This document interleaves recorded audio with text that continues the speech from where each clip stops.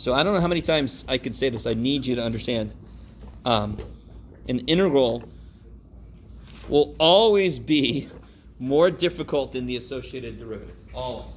So any method we had to use in derivation and taking the derivative, like product rule, undoing that shit will be much harder. Because product rule broke it apart into two parts, where one part had part of it was a derivative and the other one wasn't, and the other one was vice versa, yes? Can you imagine trying to do that backwards? Okay, so integration, the method you learn with integration, like U substitution, will very often be a response to something. So this is integration's response to chain rule. It's like, oh my God, somebody did a chain rule, things got weird. Yes? Chain rule is weird. I think we all still can agree. So integration of something that had a chain rule should be weird. Because integration is trying to do something weird backwards. Holy shit. It's like layers of weird. Okay. So, looking at this. Look at number 2. What do you think I would highly recommend you do before you try doing anything? Rewrite it. Rewrite it in better form. This root crap is crap. So, Chef's eloquently speaking up here. Root crap is crap. So how do I rewrite this? Integral of x to the, careful, roots on the bottom, like plants, those plants. Like botanists, keep it to yourself. X to the, Okay. on the inside it'll be x to the 7/5.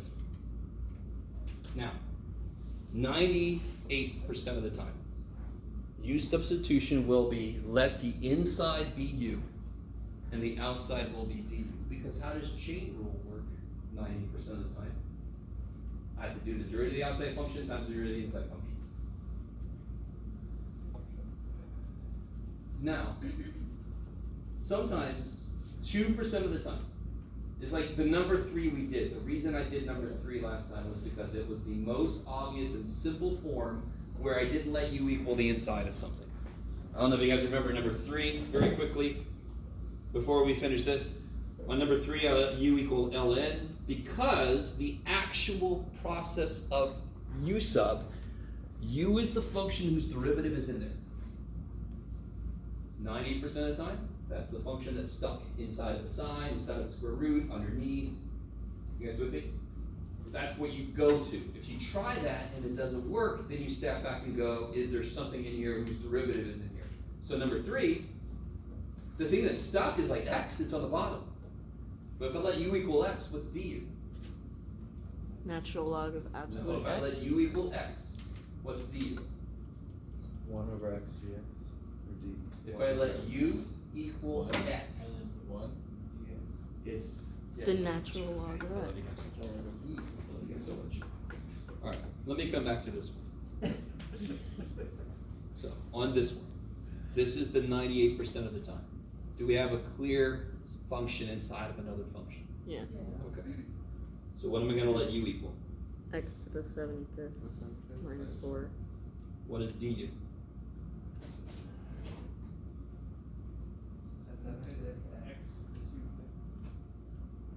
Yeah, 7 minus 5 is 2. And of course the derivative of -4 is? And then dx, yes? Okay. So, I am the king of leaving myself enough room to do things. The derivative. So how do I rewrite that integral now? Do I have all the parts I need? Can you find 7/5 x to the 2/5 in here? No. Let me look up here, sorry. I see x to the 2/5 dx, right? Mm-hmm. So what do I need in front of here? What do I wish was here? The 7/5. If I just put it there, if I just been like, screw all this shit, let me just put it there. Right, Jeff must have forgot it. So I'm gonna put a 7/5 here. That's illegal. Yes? I have changed the problem. How do I make it legal again? By doing the same thing to the other side? No, there's no other side. It's all one side. If I multiply by 5/7 at the same time, overall I just did nothing. So there's a lot of things in mathematics. It's kind of amazing. If you go far enough in mathematics, you start to have a list of all these different things that are equivalent to 1. Because if you know all the different things that are equivalent to 1, you can multiply by n of them anytime it makes sense. So in this case, obviously, a fraction times its reciprocal is 1. I can multiply by 5/7 times 7 to the 5th anytime I need to make, in this case, it kicks ass. Yes, sir. So could we have to solve for the gx and then plug it in? You totally could, and I wish to God people would stop sewing that shit. Because I need you to understand, it leads to easy mistakes. If you solve for dx, I don't want to do an example. You start to do integrals that you actually can't because you just think, I can always just solve for dx. What tells me u sub will work? When I let u equal x to the 7 fifths minus 4, how did I know when I got du that it was going to work? When I got du, how did I know this was going to work? What's in my integral? X to the 2 fifths was already there, correct? Some teachers, and you might have seen some tutors showing this, and I don't blame them because they were taught this. They solve for dx, and then they replace dx with what? So, could I solve for dx? See where it says du equals blah, blah, blah?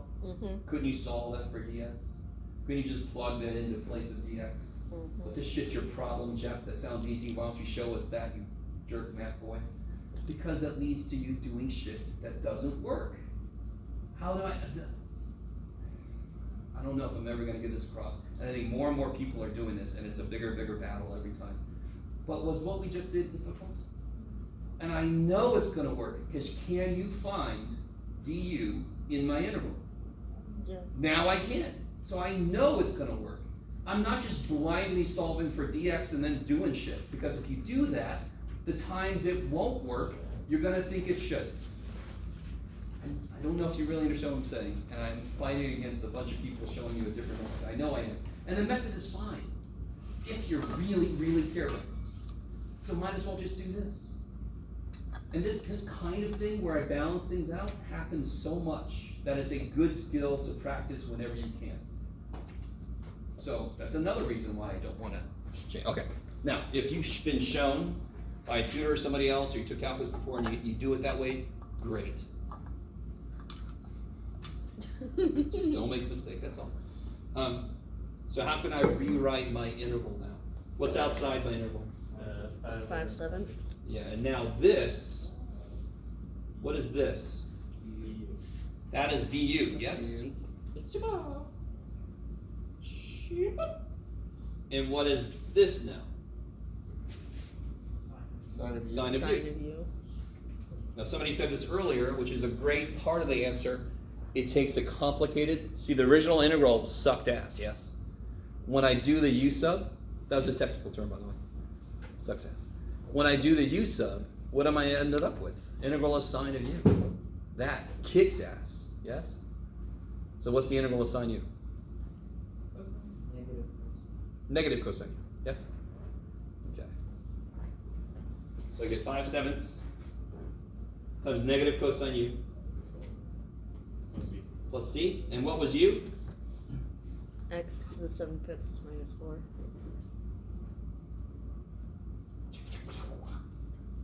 If you had time, how do you check your work? Take the derivative. And make sure that you get what was in the integral in the first place.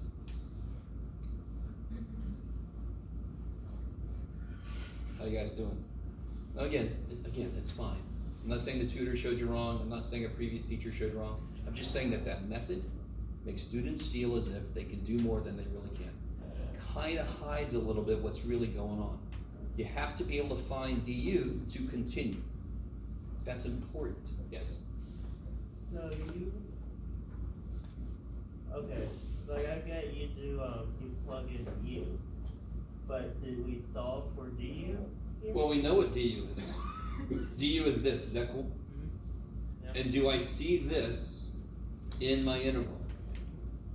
Okay. So all that mess is du. Gotcha. Bam. Okay. And then sine of mess is sine u.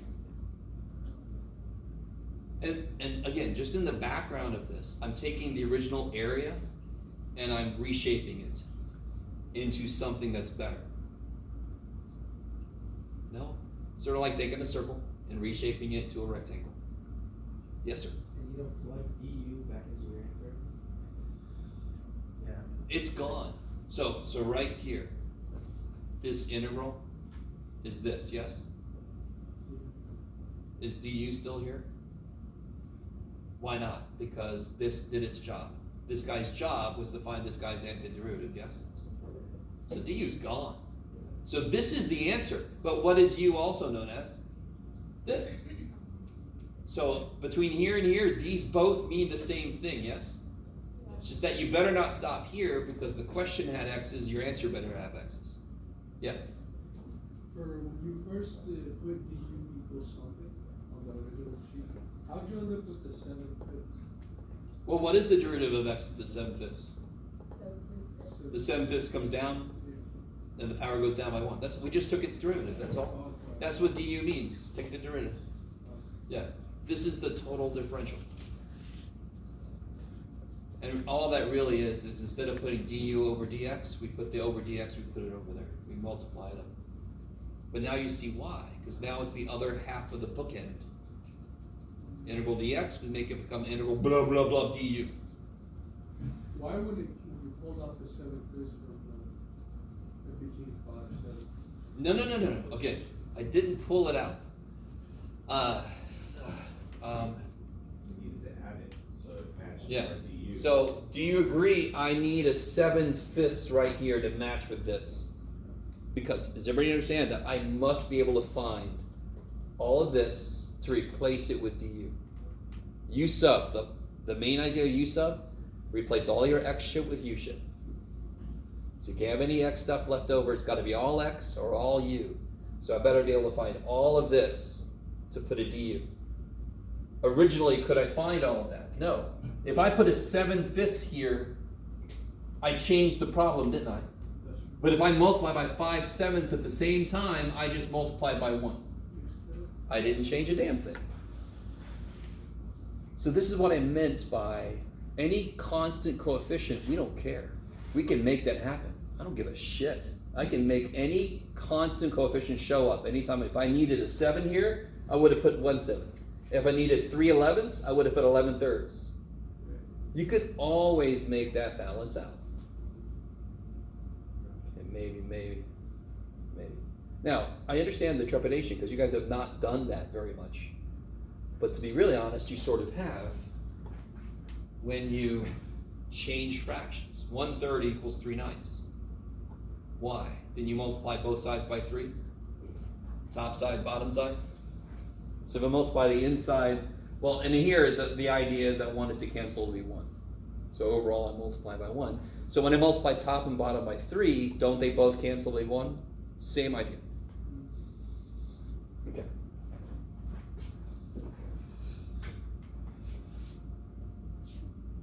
Okay. So what about, okay, so let's look at this, and then I want to come back to this. So number 4. Can you, if you factor it, does anything happen? Because I would hope that most of you guys would try that. If you factor it, does it go anywhere? No. Don't do shit. There's a method called partial fractions that not everybody knows about. So I'm not going to talk about it. Some of you guys might have done it in pre-calculus. If you didn't, don't worry. Yeah, but start to worry if you're going to say count 2 because it's going to come out in a big way. So factoring doesn't work. Can I use U sub? Well, when I let U equal, what's the only thing in there that makes sense to let U equal? The bottom, because the derivative of squared is an x, yes? So the bottom is x squared, the top is x. It looks like maybe it could work if the numbers work. So try it. Let u equal x squared plus 6x and then figure out what du is. Let's see if Jeff made a good problem. You never know with this guy.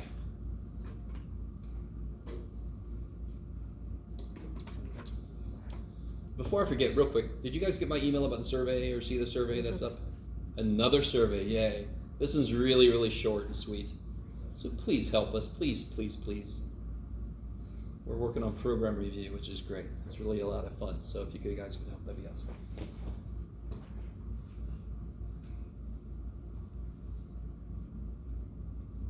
Yeah, what's du? 2x plus 6 dx? Do we almost see that? Ish. What factor am I missing? A 2. So I need to multiply the inside by 2, correct? what makes that legal is If you multiply it by 1/2 on the yes. Okay, so I'm definitely not got enough room for this. Yay, look at that. So I'm gonna take my integral. I'm gonna multiply the top by 2. And at the same time, I'm gonna multiply the outside by 1/2. So overall, I just multiplied the top by 2 and the bottom by 2. So I didn't do shit. Good job, Jeff. You guys all agree that this becomes this? Mhm. 1/2 of this is x plus 3, yes? Mhm. If you multiply the inside by something, you just multiply the outside By its reciprocal. That's it. It's almost too nice to believe. And then that solving for dx bullshit, you never get to realize that's the reality. That's the way you should really think about it is, how do I make that show up? Now do I see my du in there? Mhm. Yeah, right there. So all that is du. And what do I get down here? 1 over you. Yes. 1 over me. Over me. Sorry. That's too bad for you. So help me out. Okay. So this is what kind of an interval? Definite. That is definitely an interval. Yes, sir. Where are we, 1 and 3, 1. Hold on. We're gonna get there. Don't worry. That's what I'm talking about right now. Is what's gonna happen with that. I'm trying to play with the lights for a second. I can never make that go away. Okay. Well, that's better than it was. Oh, I got it. Sorry. Doesn't take me much. Okay. So, Brandon very alertly said, "Hey Jeff, what the shit, man? You left out 1 to 3." This is what I'm talking about. What does 1 to 3 mean? The area under that. What is going from 1 to 3? X is going from 1 to 3. So whatever this is, this tells me what it's doing. What do I still have X here? Oh shit, so I better know what is doing. What do you be doing? So when X is 1, oh, so I lost it. Here it is. When X is 1, what's U? 7. When X is 3, what's U? Yeah, 9 plus 18, 27. Let me stop for a minute. So definite integrals, there's a little bit of an extra step. Now I'm gonna finish this problem, but then I'm gonna show you what young Jeff did. Young Jeff, I never did that. And then later in life I learned it's actually good. So I'm gonna show you what I did, but then I'm gonna stress that you should still do this anyway. Especially if you're gonna take Calc 3, because in Calc 3, the limits become huge. It's all about changing the limits. Oh yeah. So you gotta be really careful about knowing how to do that. So, does everybody understand where 7 and 27 came from? The correct way to look at this notation. This is the integral, the area under this curve as x goes from 1 to 3. What's here now? U. U is not equal to x. U is equal to this shit. So, what is u doing when x is 1? U is at 7. What's u when x is 3? 27. So as x goes from 1 to 3, u goes from 7 to 27. And again, that's on that handout I gave you last time. It had at least one example of a definite u substitution interval. Okay, maybe. Oh, maybe. And now, what is the integral of 1 over u? The natural log of the. Wait, isn't it the absolute value? Sure. Why am I not going to put that? Because what kind of numbers am I plugging in? Positive ones, so I don't need it. Now, if you put it, it doesn't change shit. You can put it. Why don't I need it? Because my inputs are positive. And I just plug stuff in, yes? How does this work? What does this notation mean again? The Evaluated between U is 7 and U is 27, yeah? So what do I plug in first? 27 and then 7, 1/2, natural log 7. Yeah. And that's good, you can stop there. Really? Yeah, what's the natural log of 27? I don't know. It's roughly 3 point something. Now, quick thing. Shit, it just left my brain. What was I gonna say? Oh, yeah, okay. Is everybody semi good with that? Definite integration adds one extra layer. If I'm not talking about X anymore, but I'm talking about U, I need to know what U is doing, not what X is doing. And I know exactly the relationship because that's how I got to frickin' U, is I set up a relationship.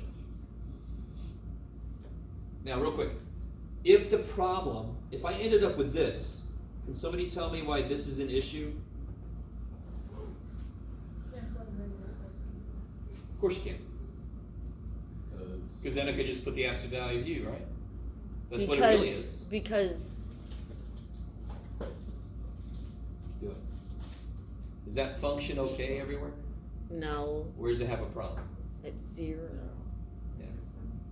So this interval, so far for us, is indeterminate. I cannot determine the answer.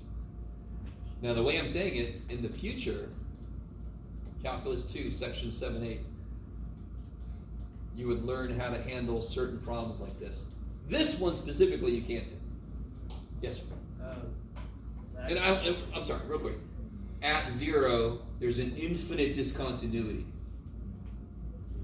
So it's kind of like negative infinite area and then infinite area, and negative infinity plus infinity is not necessarily 0.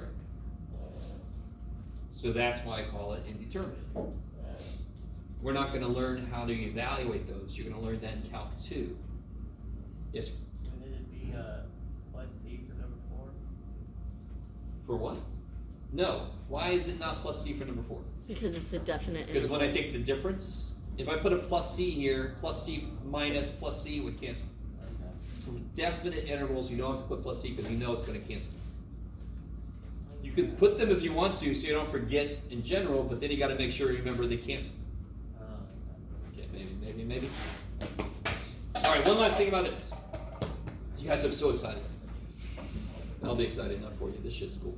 Okay. Here's what I did, and I am actually telling you not to do what I did necessarily, but I just want to. Are you sure you want to show us then? Does it make life easier? What I would do is this. Real quick. If this was not definite, if it was indefinite, what would I have to do here? Substitute Plus C. I have to put a plus C for one thing, but then I have to substitute X back in for U, the X expression, yes? So what I did, since I had to do that sometimes anyway, do you see how I have little parentheses around my 1 and 3? Mm-hmm. That's reminding me that that's not what U is doing. And that's reminding me that if I plug back in what U is, what was it? X squared plus 6x, yeah.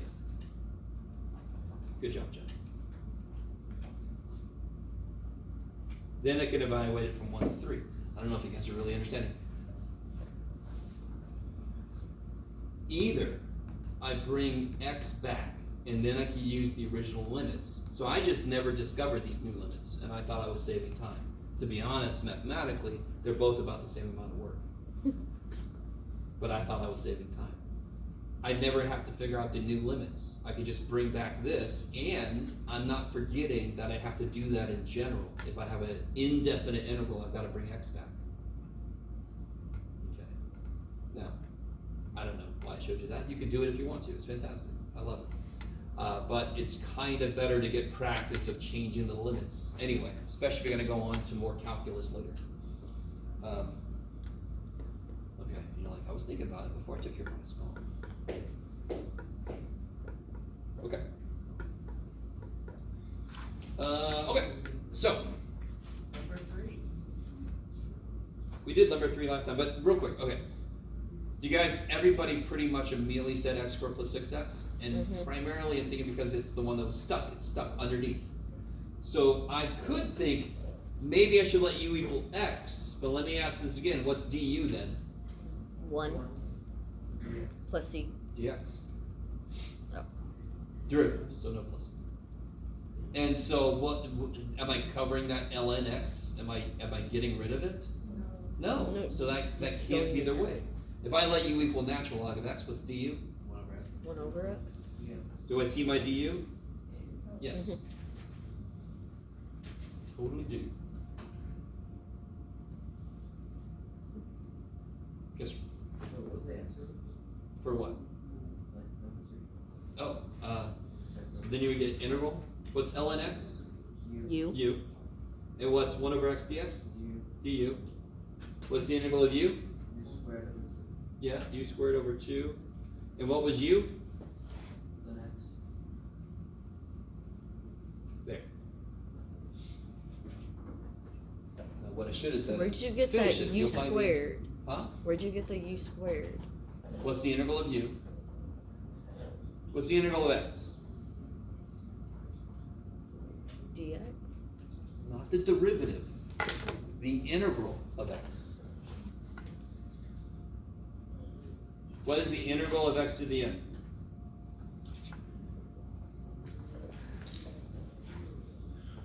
What's the integral of x to the n? X to n plus 1 divided by n plus 1. Yeah. Okay. Let's see. Okay. Right? The derivative, the power comes down and multiplies, and then the new power is 1 less. The antiderivative does all the opposite shit. It increases the power by 1, and instead of multiplying by the old power, it divides by the new power. So everything is opposite. That's why it's the anti-derivative. It's coming was foretold. That was for me. Okay. So, let me see. I have for you, Another paper.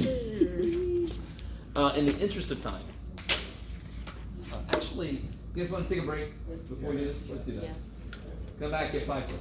I wanted it. If you want one, you can get one. So I'll just leave my here. Yay! And then I'll give them that. for the rest of the- Practice.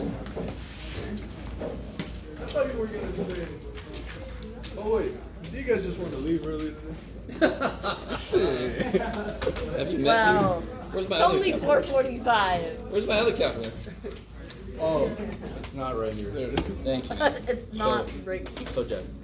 So if I turn in all my past homework, would my overall average be a little bit like easier? A little better, yeah. Okay, yeah. Yeah. A little bit. Now, unfortunately, if there's stuff that's late, you can never have 100 homework unless, well, no. Yeah. Unless they have some extra credit sections. Can I get a couple pictures of the stuff that you were doing? Because I was trying to pay attention, but still Sorry, like man. write stuff down. Wait, this stuff,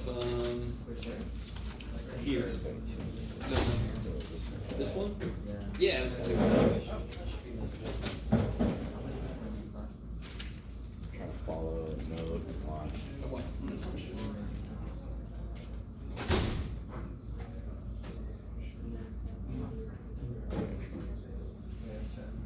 Thank you.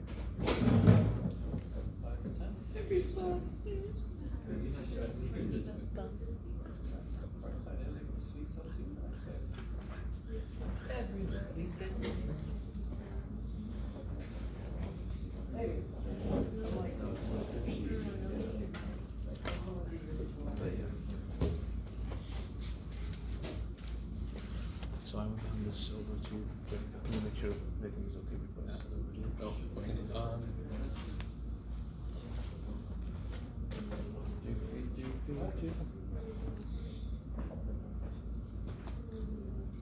Broadcasters, everybody. Ooh, there's a bunch of answer keys for the wrong class. Mike, you're still recording? Oh my gosh. My 125 is gonna watch this. Let's see. Let's pause this thing. Paper back. You did what? I left it blank. Left what blank? I think 1B. Well, no, you can't get it back, man. What You can else do are it when I we give it gonna back to you later. do? What else are we gonna do? Like for today, I mean. We're gonna get into chapter 6. Okay. Yeah. Fact, yeah, we'll do this. Professor, can you real quick tell me what Are you you gonna mean pass by out any worksheets? Hell yeah. I have them. the partial fractions? What about it? Like, what do you mean by like? It's a whole thing, dude. It's a lot. Maybe I know, I just like it's the just. I mean, very quickly. If I had to add, is this somebody's? No. If I had to add 1 over x plus 1 plus 1 over x plus 2, what would you do? I would get the same denominator. Yeah. So this needs an x plus 2. This needs an x plus 1, and then on the bottom you have this. Yes. Yeah. So then you end up with 2x plus 3 over x squared plus Yeah. 3x plus 2. Do you see how that sort of looks like the problem? Yeah. Yeah. Do you see? So partial fractions would do all of this backwards. Oh, backwards. It would take this and break it up there, which is not anywhere near as easy as this was. So we do 2x plus 3 over x plus 1, then 2x No, plus 3 over. it's a whole thing. Dude, it's a whole thing. There's a lot to it. Okay, thank you. Oh.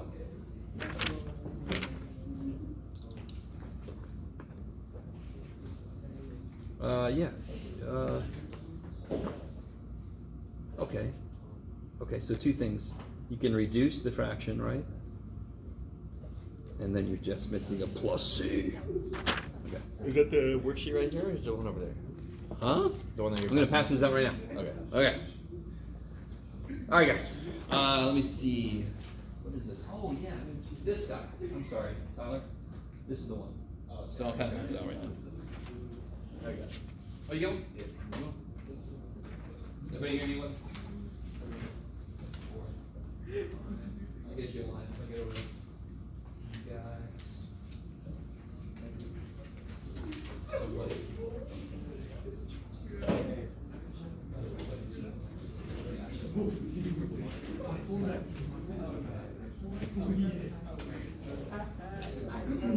My titles are so good. All of them.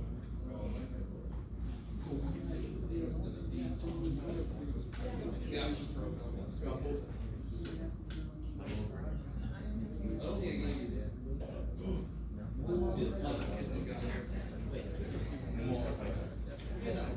More practice. All right, guys. Interest of time, we'll just do a few of these, and then I'll have the answer key next time. Does anyone see one that they want to try? Otherwise, I'll just pick a few out. Do number 3. Now, real quick, I'll ask you this: what would you let u equal in number 1? And then I'll do number 3. 3 minus x squared. Obvious. 2 reasons it's obvious. One is it's inside. Secondly, what's the derivative of 3 minus x squared? Negative 2x. X stuff, exactly. Again, I don't give a shit about the constant coefficient. I do not care. The derivative of blah blah x squared is blah blah x. Do I have blah blah x outside? I do. See? Right there, blah blah x. Now, real quick, just to make more. The derivative of 3 minus x squared is negative 2x. What do I wish was in front of there? Negative 2. So then I'm going to, on the outside, I'm going to multiply by negative 1/2. So overall, I didn't do anything. So let's do that real quick. Wait, Jen, can I ask you a question? Yes. How do you determine which value you're going to make your du? Or the du just I'm happens. sorry, the u.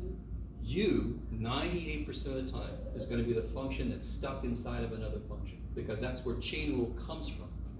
The other 2% of the time, it's going to be the function whose derivative is in there. So u equals 3 minus x squared. What's du? Negative 2x dx. Thank you. I can't currently find that, but if I multiply the outside by negative 1/2, I can multiply the inside by negative 2. I'm going to write this like this, because I'm not crazy. These make what? Negative 1/2 integral, and what's this?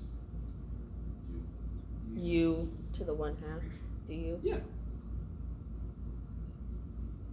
Now that is a nice integral. Yeah. We took this shape, and then we made it into same area, just easier shape, right? What is the integral of u to the 1/2?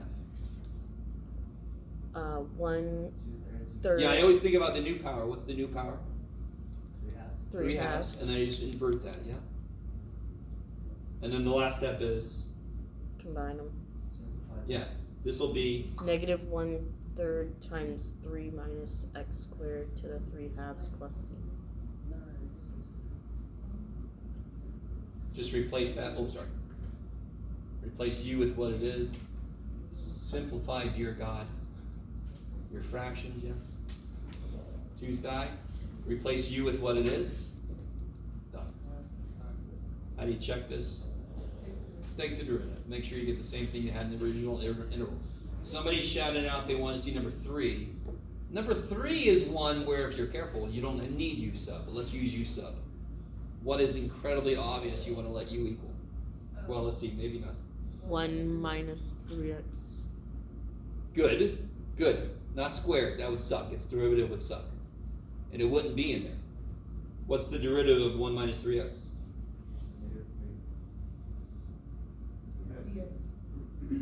Can we see negative 3 dx in there? No. How do I take care of that? You multiply by a negative 3. Yeah, I want a negative 3 here, but to make it legal, And then you multiply by a negative 1/3. yeah, so I get negative 1/3 integral. What's this? du. du And what's this? u squared. Alright, let me stop for a minute. Is everybody, I guess, feeling about this? Yeah. Okay. What you really have to see is what's making me choose what I'm choosing, right? That's the important thing. You're never going to see exactly these kind of problems. You're going to see these kind of problems. So what's making me choose what I'm choosing primarily is the thing that's stuck inside of something else. Especially if its derivative is in there. What is the integral of 1 over u squared?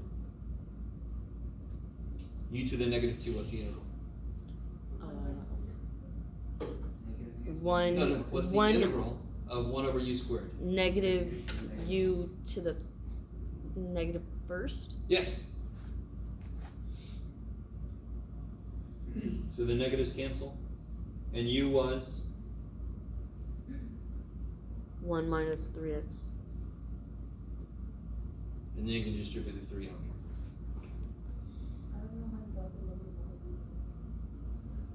U to the, I'm sorry, 1 over u squared is u to the negative 2. What's that guy's integral? Oh, gotcha. Yeah.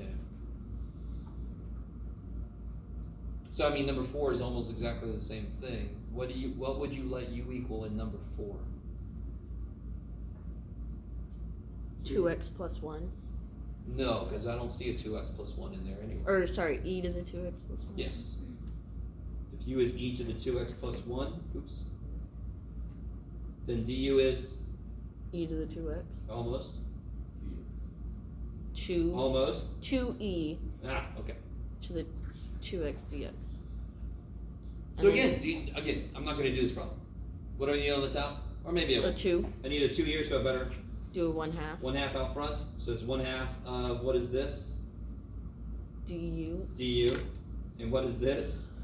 1 over u. Yes? So the whole thing hinges on the correct choice of u.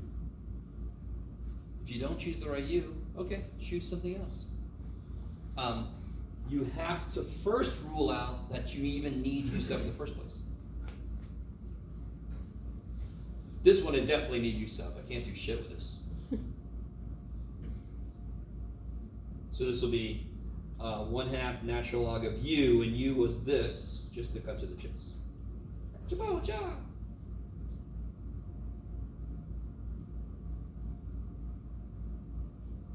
What's the integral of 1 over u?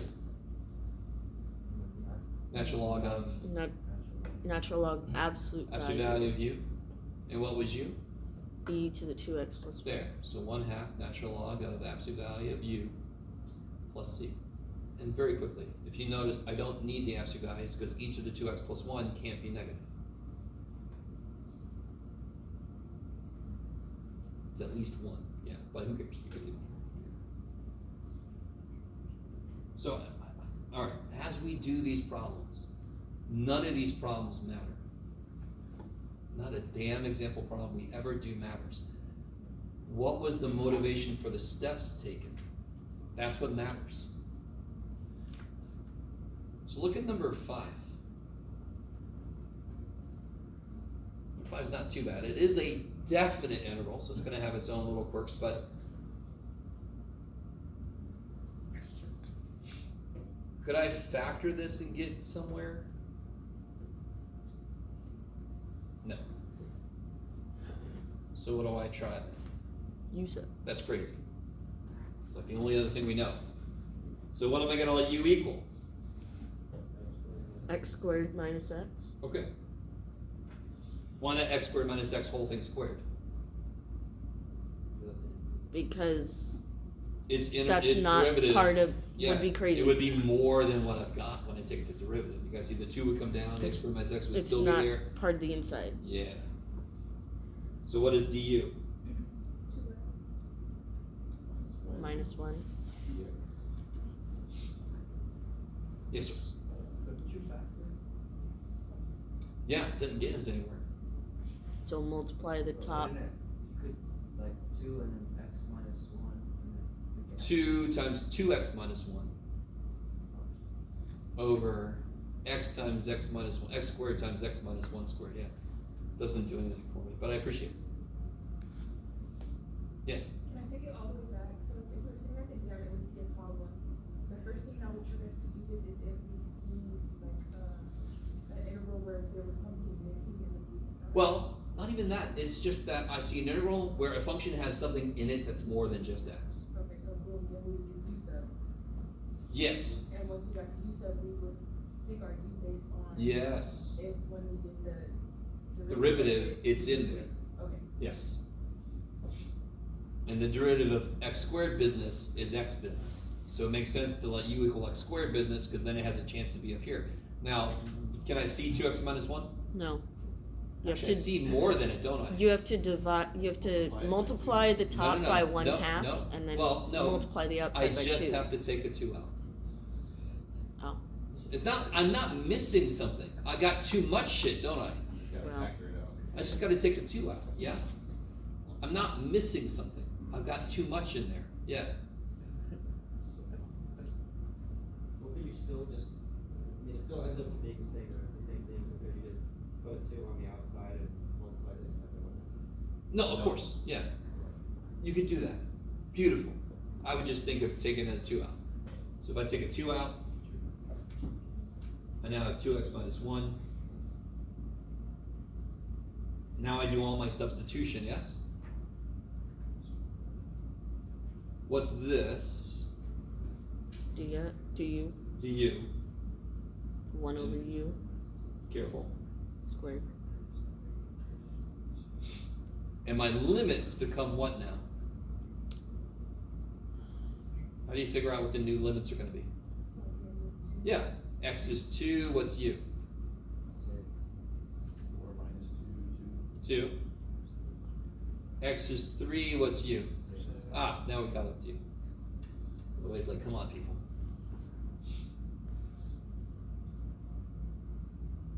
And we just integrated 1 over u squared, didn't we?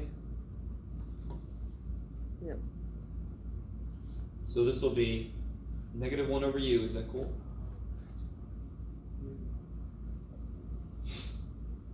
Why don't I put the plus c? Because they're gonna Yeah, cancel then we anyway. cancel with this subtraction I've got to do.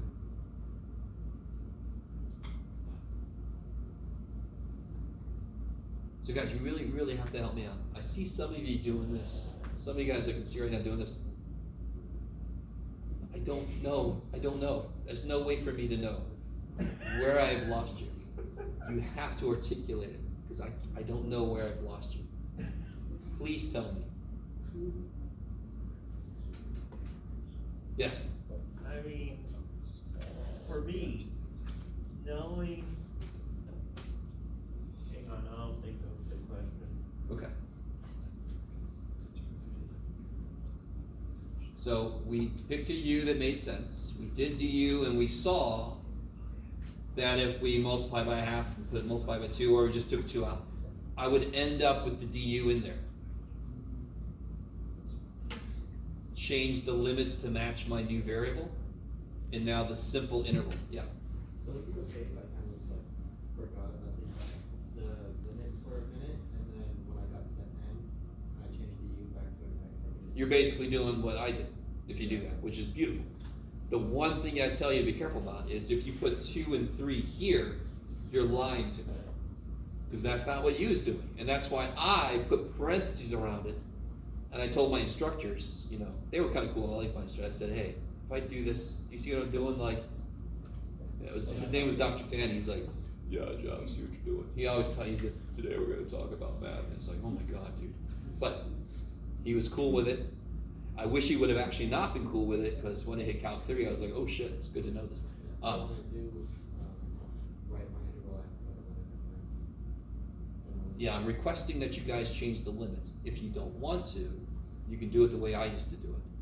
Bring the x back and then put the original numbers in. I need you to understand mathematically. Watch. If I put this back in, when I put a 3 in, wouldn't I get 6? And then I would plug that under -1, yeah? So I mean, mathematically it's the same. That's why I didn't see a problem with it, but I was missing some practice with changing limits. And that's kind of some good practice to get. So now I just have to plug in 6 minus plug in 2. Is that okay? Plug in a 6 and then minus plug in a 2. Is that all right? So we get -1/3 plus 1. 2/3. Okay. Oh my God, I guess I'm going to do this whole thing. Darn it. It's okay, Jeff.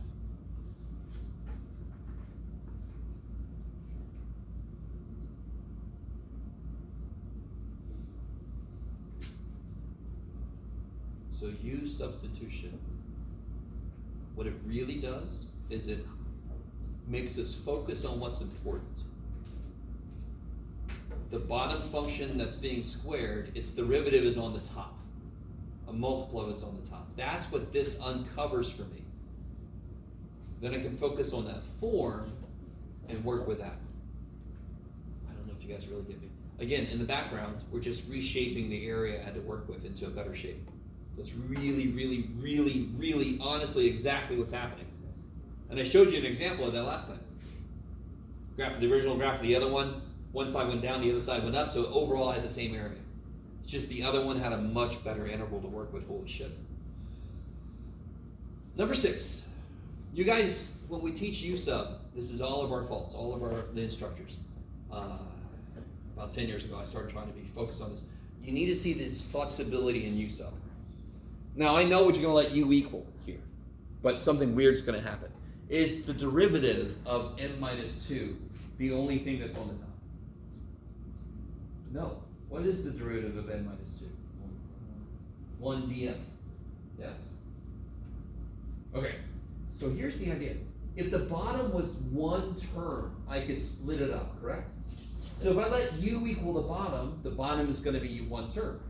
Here's the first level of flexibility that you guys don't even know you have. And so many teachers don't show you. And I used to be one of those people, but here's what's cool. Let u equal n minus 2. Then what's du? 1 dm. Yes? Why does that suck? Can I replace all of my m shit? No. Not yet. Do you guys see that?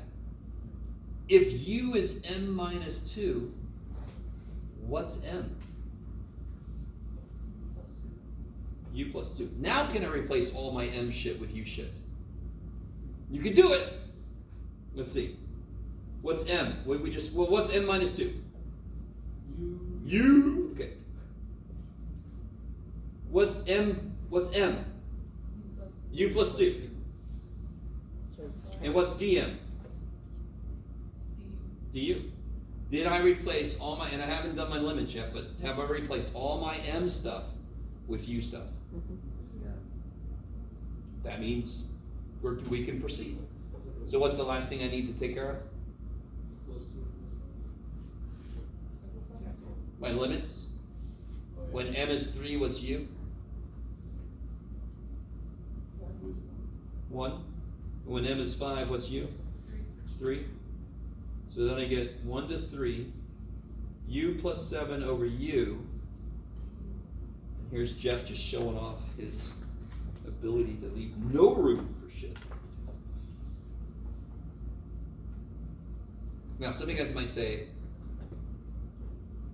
wow, Jeff. Thank you so much. Yes? This looks disgusting. Yes? Wait, so after you got m equals u plus 2, and you went there, So when I see m, yes, I know. can put a u plus 2 But how come it seems like it says u plus 2 plus 5? because there's a plus 5 here. I'm replacing m with u plus 2. M plus 5 is u plus 2 plus 5. That's all. Yeah. That poor little plus 5, he's there. He lives, he exists, poor little dude. Why would it be 7 though? It is now. I just wanted to show everybody I'm just replacing m with what it is, and then I can combine. Oh. Yeah. The bottom is one term. What am I allowed to do now? Split it. Split it. U over U plus 7 over U. And what's the integral of 1 du? I love how this becomes really hard all of a sudden. What's the integral of integral of 1? Du. What do you take the derivative of to get 1? Yeah. U. What's my variable? What's my variable? U. U. So what's the integral of 1? U. What's the derivative of u with respect to u? 1. Okay, I love you guys so much. So look at me. What's the integral of 1 dx? X. D. X.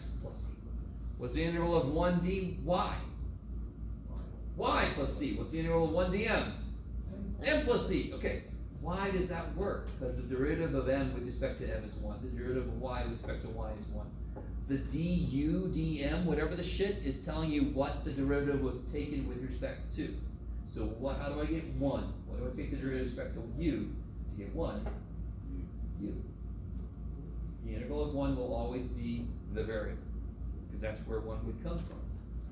Now what's the integral of 7 over u? 7 natural log of U. Yes. And again, I don't have to put absolute values because I'm going to plug in positive numbers yet. So we get 3 plus 7 ln 3 minus 1 minus 7 ln 1, but this of course is 0.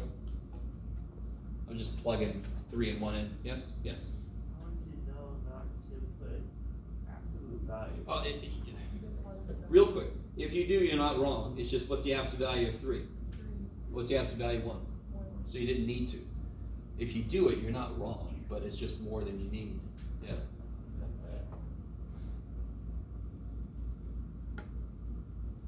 So then I end up with 2 plus 7 ln of 3. How do I check that? Take the derivative. No. The derivative of this is 0. Oh. This is a definite integral, right? How do I check this? Plug this in the calculator, get a decimal. Plug this in the calculator, do the integral. Like I showed you. Second calc, number 7 is the integral. Yes? No? Screw you, Jeff. What are you talking about? I wasn't here. Do you guys have an M button? M. No, you don't. You have an X button. It doesn't matter because all I need is a letter there. Doesn't matter what it is. I know you have an M button, but that's not what we need. Is that the function? Yes. And then if I zoom 6, so we all have the same picture. And then I want to integrate, so second calc number 7, I want to integrate from, what was it? 3 to 5. 3 to 5. I get back decimal, and then I compare it to what I get when I plug the answer I got in my calculator, yes? You guys with me? You can always do that. Check your work. Okay. That's why this calculator costs so much money, because it can do that kind of thing. Okay. So. Oh boy, okay. let me give you, so that ends chapter 5 officially, at least in terms of lecture. What have I done? Oh, there it is. Okay. Just to continue the MAD worksheet. Yay.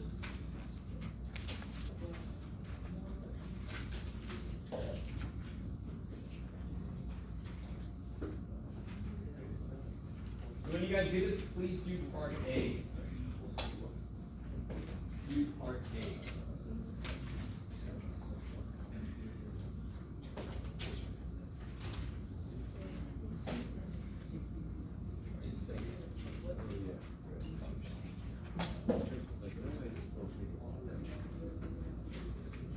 So do part A.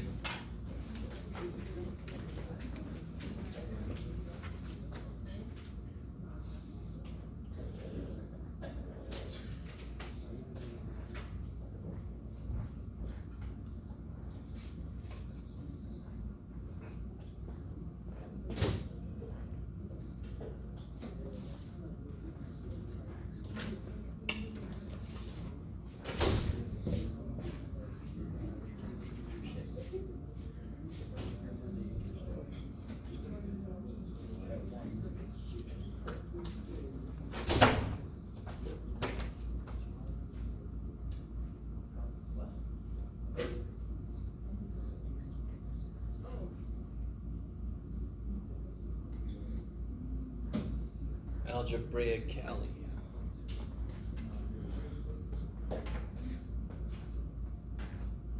Does anyone need a hint as to how to do part A? So how do you, can somebody else help me out? How do you find where two functions intersect? So they're equal to each other. Hmm? What about it? What? Yeah, that's, well, they intersect at 0. X at 0, yeah. But if you try to do it that way, you're gonna miss some answers.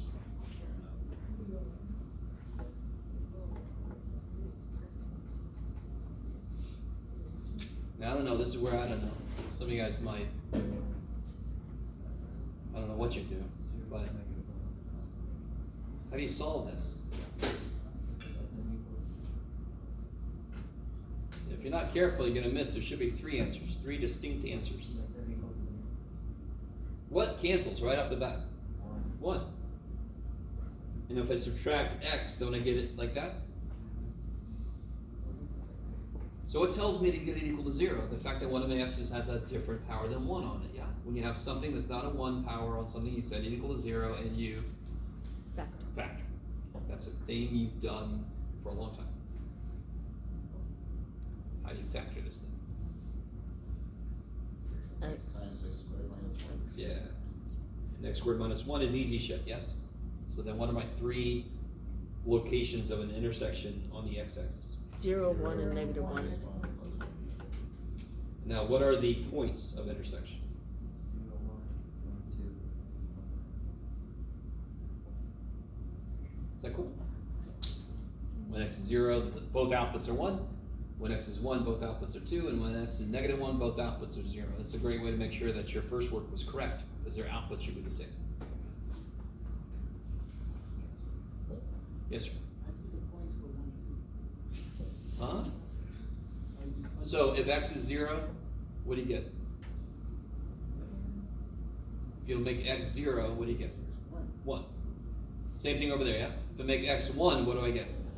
2 for both. When I make x -1, 0. Yeah, cool. And again, that's a way to check your work. There should be meaning. All right, go ahead and graph both. Doesn't have to be perfect, but it has to be decent.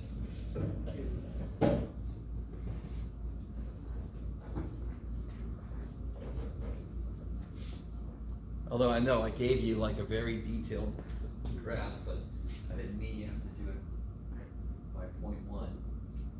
Be a little careful how you graph that. Make sure you got a decent graph.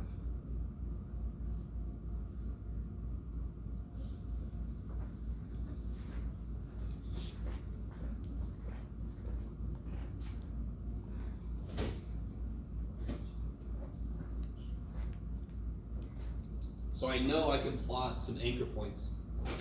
0, 1, they're going to meet. 1, 2, they're going to meet. And -1, 0, they're going to meet. And I've already got one of them plotted, correct? One of them is just a straight line, yeah? So this is one of them. Oh well, free-handed, Jeff. Yeah, it's really good for me. Okay.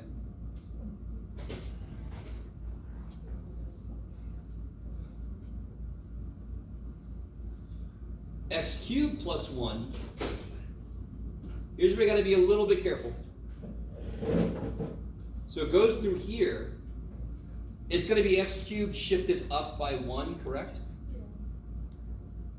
So x cubed kind of looks like this. So now it's been shifted up 1. So it's going to go through here, through there, through there. Do you see that? I don't have to be perfect, but I'm going to go through there, through there, through there. That's pretty good. You guys all with me? You're going to be doing a decent number of pictures that look like this in chapter 6. And not look like this, but they have 2 functions on them, they meet places, blah, blah, blah, blah, blah. So, my students who get little colored pencils and do that, that's amazing. It's being nice to you, it's being nice to me. If I was a student in here, I wouldn't do it, because I'm not that good of a student. But good enough, I guess, to get here where I am. Is everybody decent with that? Is everybody? And again, this is the point of pre-calculus. The biggest point of pre-calculus is you study the shit out of graphs, so when you got to make a real quick rough sketch, you can do it easy, because you want to focus on the calculus. Okay. What would this represent? Area of f of x equals x plus 1. So this area under the curve here, yeah, would represent from the line down to the x-axis, yes? So it would represent this area here. Is that cool? From 0 to 1. You guys kind of with me? What would this represent? The other curve area of 0. Where what's the ceiling? All right, let me see. On this problem, isn't x plus 1 the ceiling? That's the highest I can go. What's the ceiling on this problem? X cubed plus 1. Yes, so this guy's the ceiling on the other problem. Yes? So if I use different color, maybe that would work. So this is here. This is the total. So what would this guy minus this guy integral represent? The little islet between the two. Yeah. Ooh, look at that, the islet. So this guy. Area of the banana, the blue banana. Again, total area minus this area gives you the excess area, yes? I call it a cookie cutter problem. If I have a whole sheet of cookie dough and I cut some of it out, I can see what I'm left with. So I have the whole thing, I'm gonna cut this much out, so then I'm left with this, my blue banana. Maybe? It physically makes sense. I have a whole thing, I'm subtracting, which means cutting it out. Subtracting it away, so I'm left with that much. So if I ask you, find the area between x plus 1 and x cubed plus 1 in the first quadrant, that is what you would do, right there. That is the area between these two functions in the first quadrant. Why do I stop at 1? Because now that's no longer the area between them. So a lot of your problems in section 6.1, not every one of them, but a lot of them, the first step is going to be where do they meet? Because that's going to tell you the limits.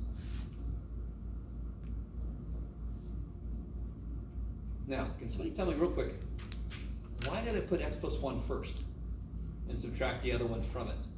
Because it has a greater area. Yeah. More specifically, it's the function that's on the top. Kind of makes sense. I want the top one minus the bottom one to get the leftover. Otherwise, I get this negative area.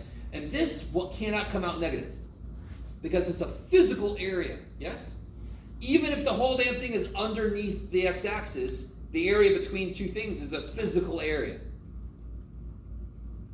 Okay, maybe. Yes, sir. So, in words, we would say it's just the area between the two curves from 0 to 1. In the first quadrant. Because do you see on the other side? So I'm going to talk about that in a minute. Go ahead and do part E. What's the first thing you can do there? Kind of makes sense. Before you integrate, what can you cancel? Unless you don't want to. You don't have to. Kill the ones, man. The less shit I got to integrate, the better. What's that integral?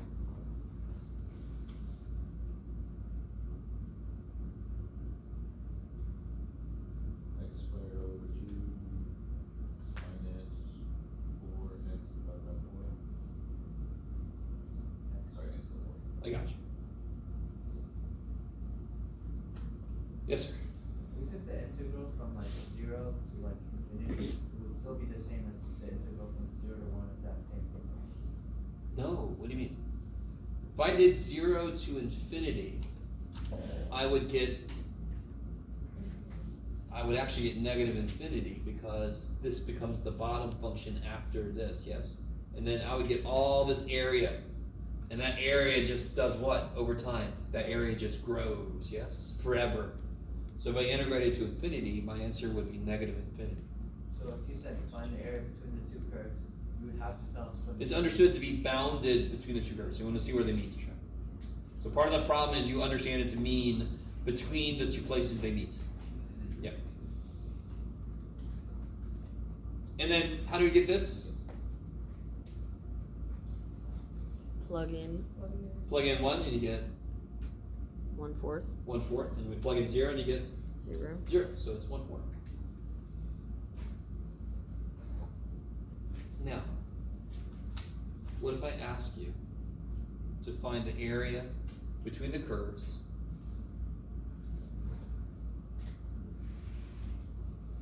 from, I'll be more specific, from -1 to 1?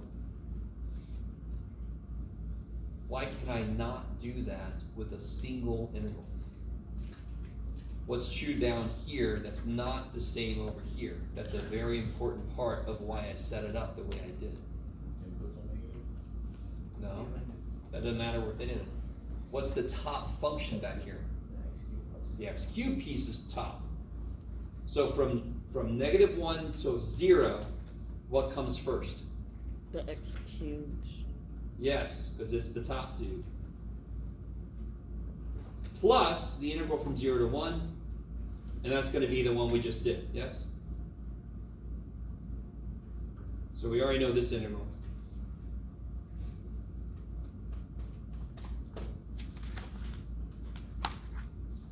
So the key thing there is you always have to take a moment and make sure you know which function's on top, which function's on the bottom.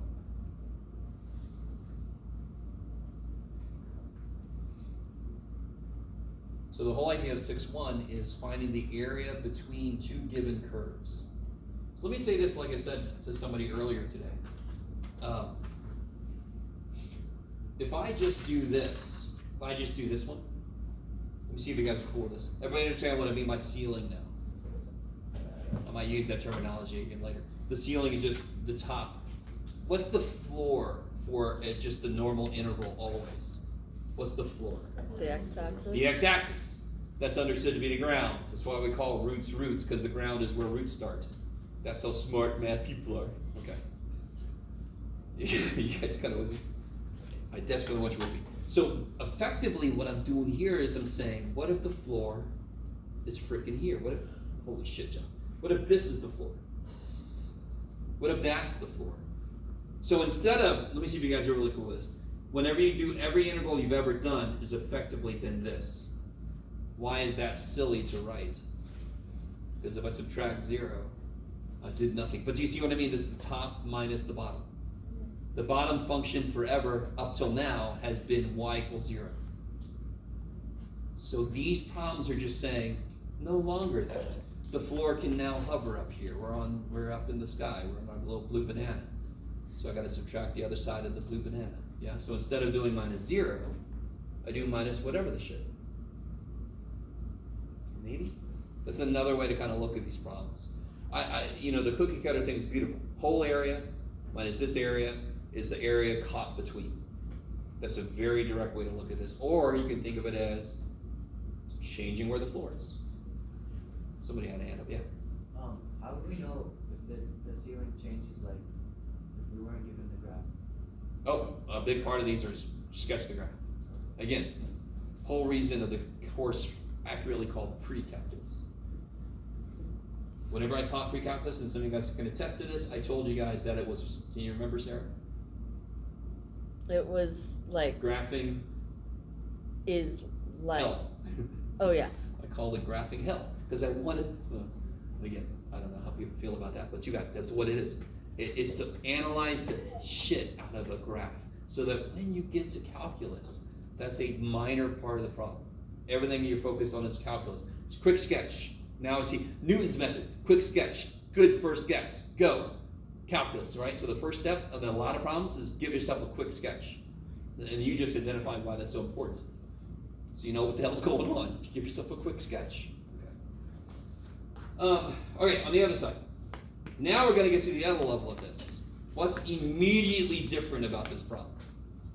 That there's no, that it's gonna be 0 equals a constant. No, It's gonna be-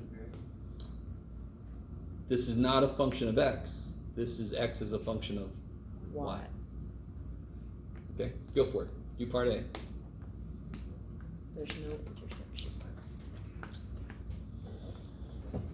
We could have done everything we do like this instead. We could have switched the x and y axes. But there's no intersection. Yes, there is. No, Of course there is. What do you mean? You have a y squared and a negative y squared.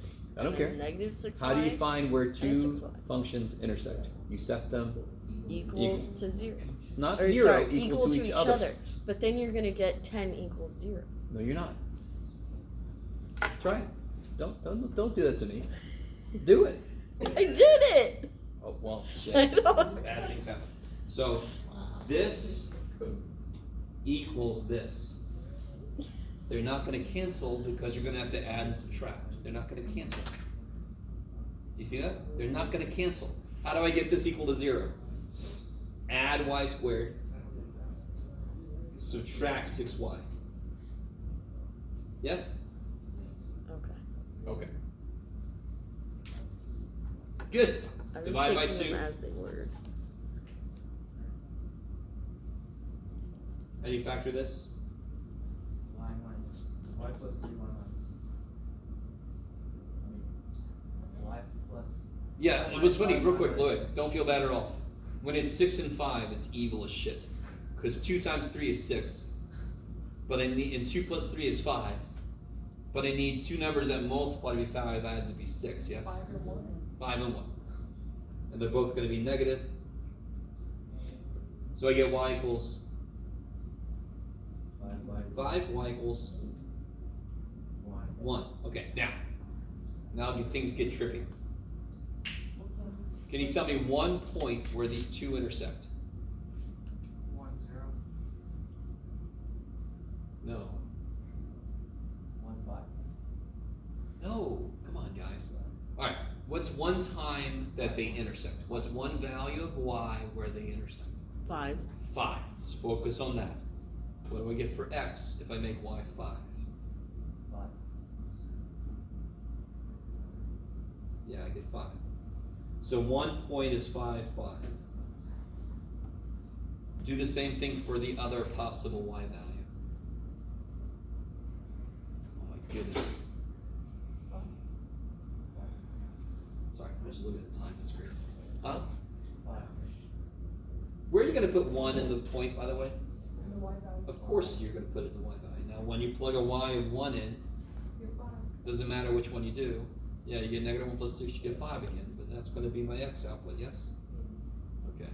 And how do you check you're making sense? If you plug a 1 over here, you get 1 minus 6 is negative 5 plus 10 is positive 5. They have to have the same output because you just said that's where they meet. So they have to have the same output. Now in this case, you see how I said output? Because now the way it's written, my input is y, my output's x. But I'm not going to turn my axes around. That's insane. You guys are crazy if you do that. So here's how it works. Okay. Can somebody tell me what this looks like? If I graph this, what's it look like? What does y equals x squared look like? It's a opening up, Opening up. What's y And- equals negative x squared look like? opening Opening down, down. So y equals x squared is a positive. What's x equal y squared look like? and upside. Like that. Y, see, okay. What's y equal negative x, I'm sorry, x equal negative y squared look like? The other one, yeah. So let's see. They're gonna meet at 5, 5, so I can plot that point for sure. Come here, glasses. 5, 5, why did I give you all this? I don't know, we'll find out. Oh yeah, remember, 5, 5, and 5, 1. You do it, Jim. There we go. That's where they meet. Okay.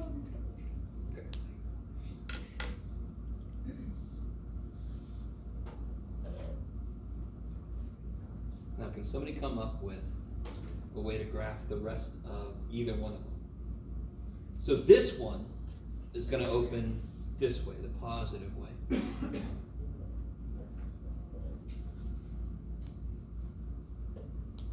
Does anyone know where the vertex would be? If you turn it like this, where must the vertex be? If I have 2 points across from each other, where must the vertex be? Right In the in middle. the middle. So what y value would the vertex be at? 3, because it's right in the middle of these two, yeah? So what do you get when you plug a 3 in? 9 minus 18 is negative 9 plus 10 is 1. Yes? So when I plug a 3 in for y, I get a 1 out for x. So 1, 3. 1, 3. Shabow! So there's that parabola. Weehaw! Okay, that's fine. Okay. Where's the other parabola? The other parabola's open in the same way, but where's its vertex going to be? What y value? Same reason. 3. Same reason. Because it's also got these 2 points it goes through. Do you guys remember this at all? Any 2 points on a parabola that are across from each other, where's the vertex? In the middle, because of symmetry. Because of symmetry. Any 2 points across from each other, the vertex is in the middle of them because of symmetry.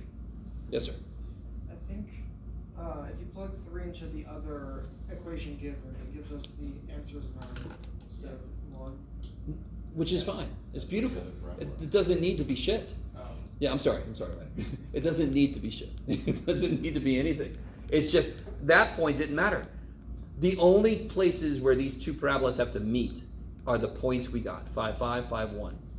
And now I'm just trying to get the complete picture for both of them.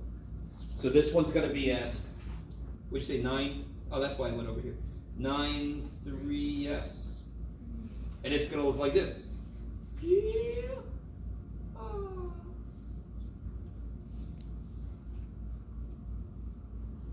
Neato. So the area I want is this business.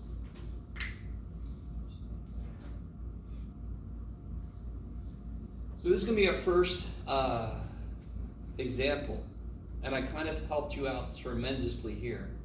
Our first example of an integral dy. And I need this to make nothing but sense. There's not a damn thing special about the x-axis versus the y-axis. Not a damn thing. We just chose x to be input, y to be output. It could have been the other way around. An equation of a line could have been x equal my plus b. That could have been the equation of a line. No damn reason it couldn't be. We just had to choose a way, and we chose the y equal mx plus b. Woo-hoo. Okay, so what's that mean then? X would go from 1 to 9, correct? What is y for my region, correct? What does y go from to? 1 to 5. Y would go from 1 to 5. Now, let me see if you guys call this. If I said dx, this would so suck. Because if I want to go from here, then the bottom function would be the bottom half of this parabola to the top half of this parabola. And at this point, the function would change. I need you to see this. Ain't no damn way I want to do dx for this dumb thing. Because I don't want to solve for freaking y. Can you solve these equations for y? I don't want to. Good, that's a great answer. Because you actually could. I don't want to either. I kind of do now, but I'll be okay. It's just how weird I am. So I really want this to make sense. I can then instead just look at it from y's perspective. So I want to integrate from 1 to 5. What's the top function? What's this function? The That's top now, right? negative The negative one, y yes. squared. So it'll be integral from 1 to 5, because that's what y is doing. This is all dy now. How do I know it's dy? Because my functions are functions of y, and I don't want to change that. I don't want to solve for y. I don't want to. The top function is the negative dude,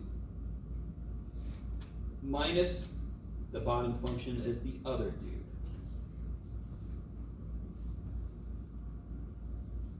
So it's really unfortunate you guys get very limited exposure to looking at things from Y's perspective, because, to be honest, we could have done that from the beginning. There's nothing special about X being the input. It doesn't mean a damn thing. There's multiple times where it makes sense to do it the other way.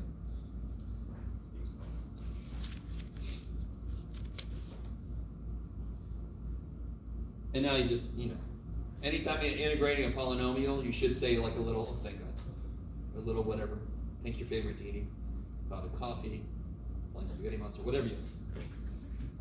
So inside, if I simplify, I'll get negative 2y squared plus 12y minus 10. Is that cool? Does that look vaguely familiar?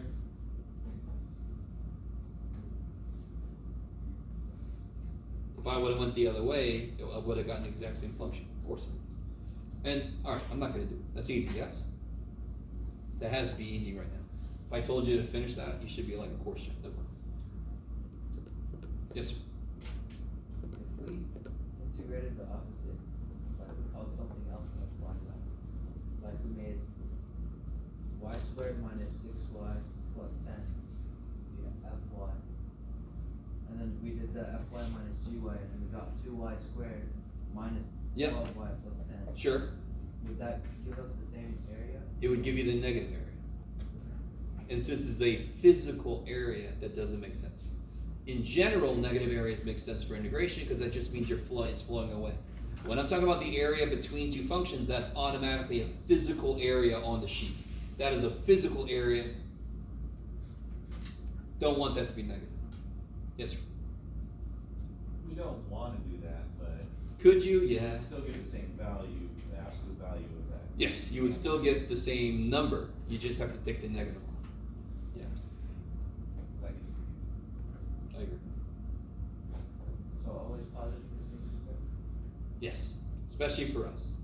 Now, outside of this class, in other situations, could it make sense for something like this to come out negative? Yeah. For us, it's going to be a physical, on the sheet area. It's going to be positive. So if you get a negative value, you pick the wrong function to be the top one. So how do we, in this situation, how would we know that the other one is supposed to be the, Do it again. how would we know the other one is supposed to be the top one? Well, if you rotate so you're in Y's perspective, what's the top function? This one. And which one was that one? The negative. So it's not a bad idea when you go to graph it to number these, and so when you graph it, you can put the number next to it so that when you need to, you're like, oh, it's that one's the top. Okay. So, very quickly.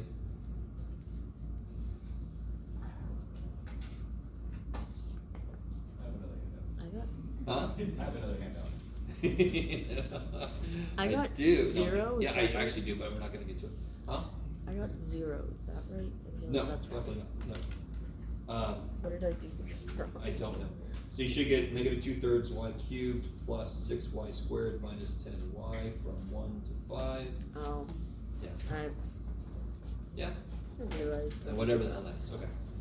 So just to give you a little preview of what we're about to get into. Let's see. All right. I can do this really quickly. I think.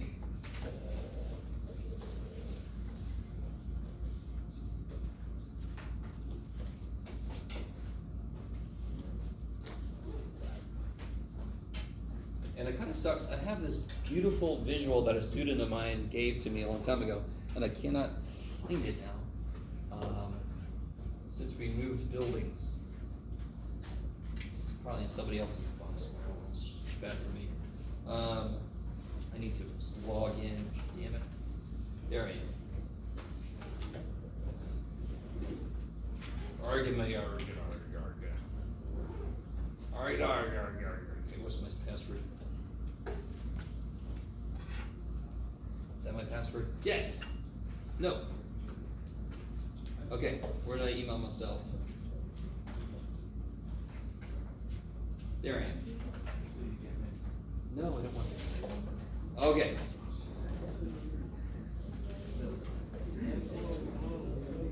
Yeah. Oh, yeah. Oh, this stuff.